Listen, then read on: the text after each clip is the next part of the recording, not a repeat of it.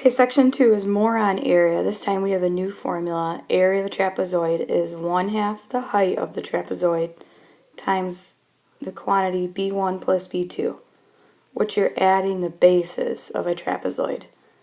So if this is my trapezoid, these are the two parallel sides. The parallel sides are b1 and b2, and it doesn't matter how you label them.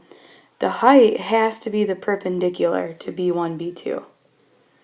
The area of a rhombus or a kite, so if you have a kite right here, these two sides are equal, these two sides are equal, and you draw in the diagonals, the formula is take 1/2 times diagonal 1 times diagonal 2.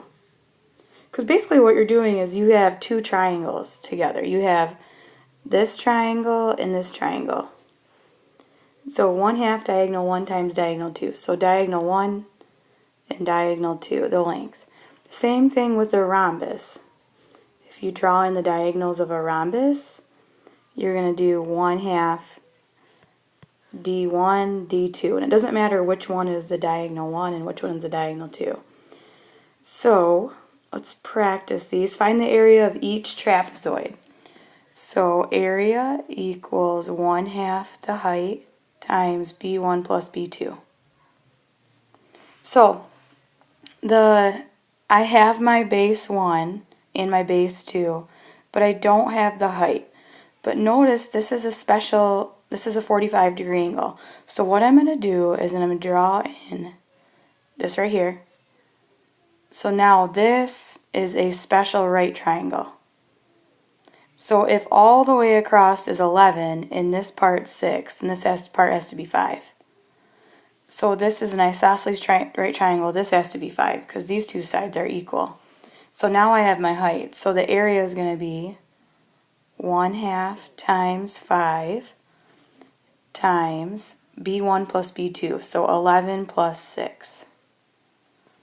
So it's going to be area equals 2.5 times 17. So it's 42.5 units squared. So sometimes you have to cut that in and look for the special right triangle. Same thing with this one.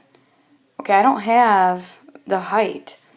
These two are the parallel sides, so these two are the bases. So I'm going to draw in a 90. So right here is a 30, 60, 90. So if this is 7, this all the way is 11, this is 4. This right here is the short side of a 30, 60, 90. So if the short side is 4, then the long side is 4√3. So I'm going to write the formula out. So area equals 1/2 the height times b1 plus b2. So it's 1/2 the height, which is 4√3, times the base 1, which is 11, plus 7. So it's half of 4√3 is 2√3 times 18. So we're going to want to leave these, if you have to do a special right triangle, you want to leave them an exact value, which is simplified radical form. So this is 36√3 units squared. If it's a real life problem, you're actually going to want to put that in your calculator because you don't want to leave a square root if you're talking about a distance that like feet or centimeters that somebody's actually talking about in a word problem. Okay, then this is another trapezoid. So its area is 1/2 height times b1 plus b2.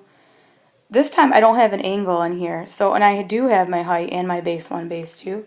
So it's pretty straightforward. So it's 1/2 times 28 parentheses 22 plus 34. So this is 14 times 56, which is 14 times 56 is 784, and then inches squared. Always make sure you have your units squared. And trapezoid, so it kind of looks like a parallelogram, but it's not a parallelogram because these two sides aren't equal. So I'm going to do 1/2 the height times b1 plus b2. So my height connects the bases, so it's 1/2 times 3 times 3.2 plus 4.4. So I'm going to calculate that. So do the parentheses first, or you could just plug it in all in your calculator. So the answer is 11.4, and don't forget units, feet squared. Find the area of each rhombus or kite. So the formula for a rhombus or kite is 1/2 d1 times d2. So the diagonal is all the way across. So I guess I don't have, this is 5, this is 9 right here. So now I have the full diagonal. So it's 1/2 10, because this is 10, times 18, because that's 18. So it's 90 meters squared. So the next one is 1/2 d1 times d2. So this diagonal is 80. But I don't know the other diagonal. So I'm going to draw, I don't know this. But I do know that this part's 40 and the diagonals make a 90-degree angle.